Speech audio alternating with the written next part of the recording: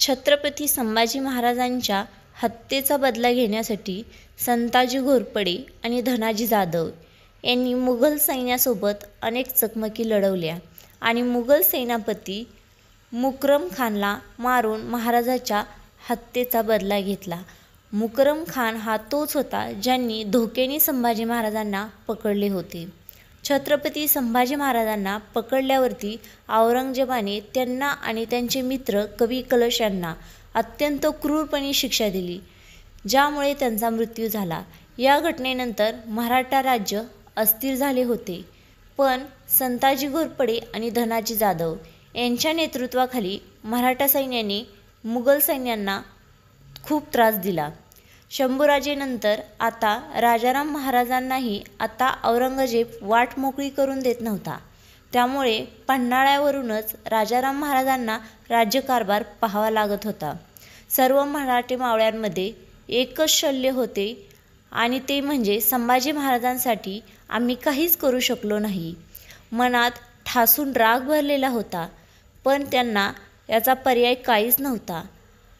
कोण घेणार पुढाकार, कोण राखणार स्वराज्य, कोण राखणार शिवरायांची शान, कोण मिळवून देणार मावळ्यांना आत्मविश्वास.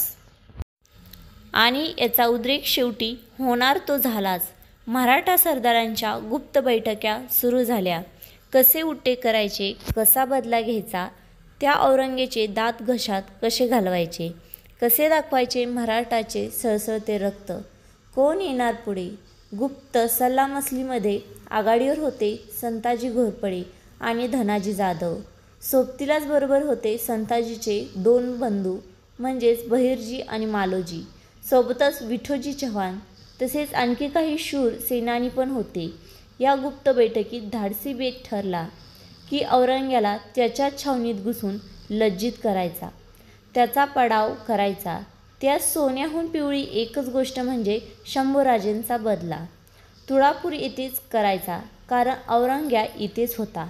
तेच तुळापूर जिथे संभाजीराजांना मारण्यात आले होते. त्याची चर्चा झाली, निर्णय ठरला.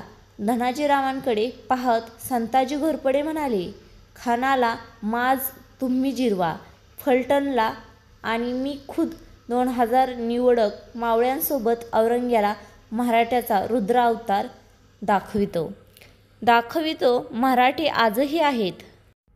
तुम्हासनी आसमंत दाखवायास या निर्णयावर शिक्कामोर्तब करणे इतके सोपे नव्हते.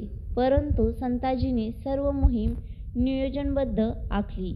दस्तरखुद्द संताजीने एका मावळ्यांना प्रत्यक्ष भेटून त्यांचा जोश वाढविला आणि प्रसंगी संयम राखण्याचा सल्ला दिला.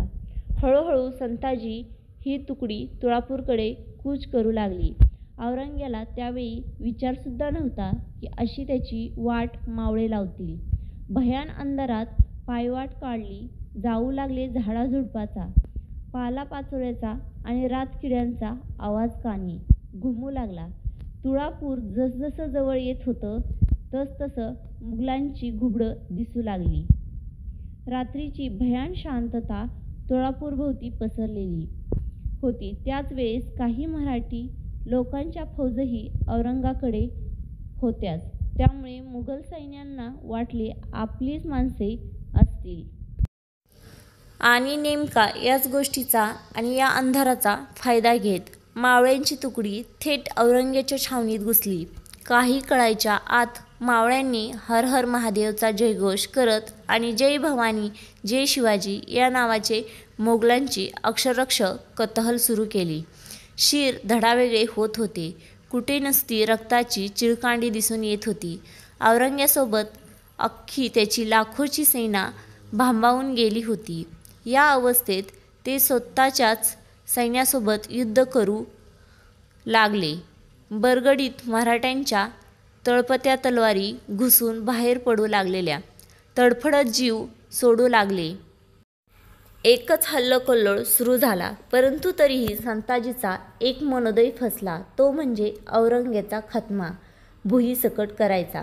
कारण अंगरक्षकांनी अक्षरशः पळवून नेले होते औरंगजेबला. जेवढे प्रचंड नुकसान करता येईल तेवढे करत करत शेवटी औरंग्याचा तंबूच उखडून टाकला.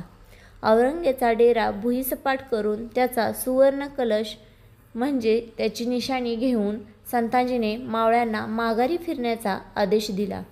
या अगोदर की औरंगजेबाची सेना तयार होईल छोट्या छोट्या तुकडीत विभागून संताजीने मावळ्यांना शेवटी मोहीम सिंहगडाकडे कूच करण्याचा आदेश दिला.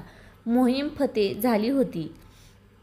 रणझुंजार सेनापती संताजी घोरपडे यांना मानाचा सलाम.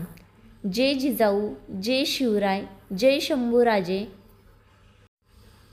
हर हर महादेव.